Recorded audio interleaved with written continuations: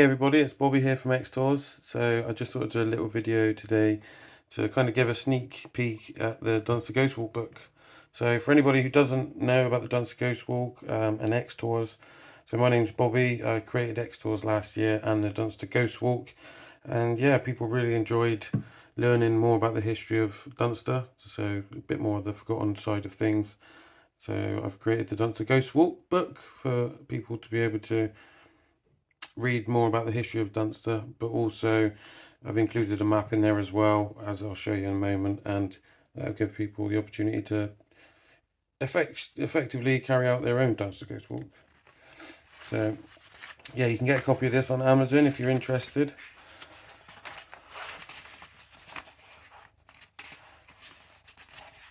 Got some nice photos in there. I've done some comparison photos as well, where you can look at what it would have looked like maybe several centuries ago and compared that with the modern image.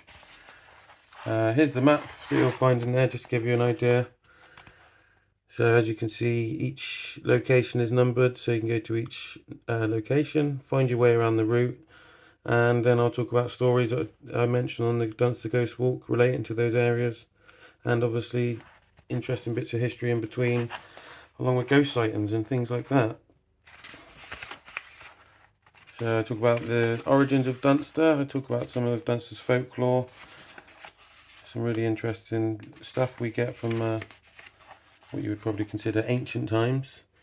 Also some Dunster traditions, that some of which are still carried out today. Conager Tower, of course, really interesting place. Talk about the history of that and some stories from there. Pottery Kiln, talk about the history of the Luttrell Arms. Again, another really interesting place with a fascinating history. The Yarn Market, and as you can see there, got the hole that is thought to have come from a cannonball from the English Civil War era. Talk about the Priory and the history of the Priory, so not everybody is aware of the fact that there was a Priory at Dunster at one point in time.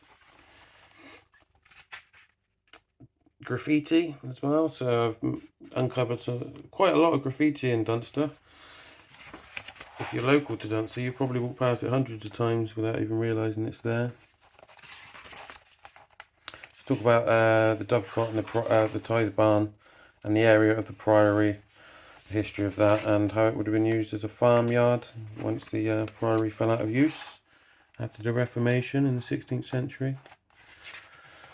Have a look at the church, which again has an amazing history, lots of really interesting things to see there. I talk about some of the things you can see in the church that relate to the history of the Priory. West Street, again, lots of interesting history to be found along there. Talk about the Foresters Arms and Park Street. Again, another really interesting place. What's really interesting with that is the road beside the Foresters Arms that in the 1200s was actually known as Gallows Road. So as you can imagine, there's some interesting stories that comes from this area. And of course, that's where Gallocks Bridge gets its name. Dunster Haven, so again, another thing not everybody is aware of at Dunster is that it had its very own harbour up until the 1700s. So we talk about the history of that, look at some contemporary sources to give you some historical stories relating to that.